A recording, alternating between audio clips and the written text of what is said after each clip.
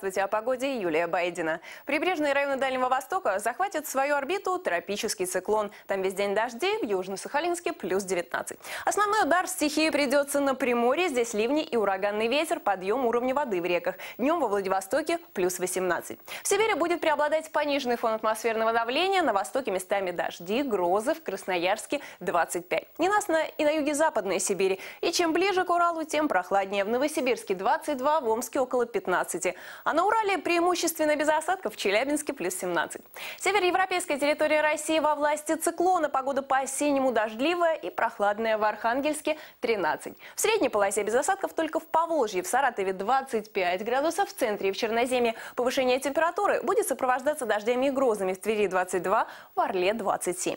На юге местами ливни, грозы, в Краснодарском крае сильные, там возможен град. В Сочи 28, в Севастополе и Симферополе около 29.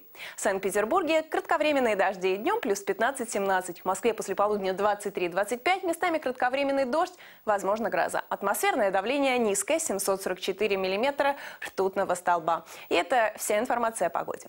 Вздутие живота? Попробуйте эспумизан. Эспумизан помогает устранить вздутие, схлопывая пузырьки газа в кишечнике. Когда живот раздут от газов, эспумизан примите сразу.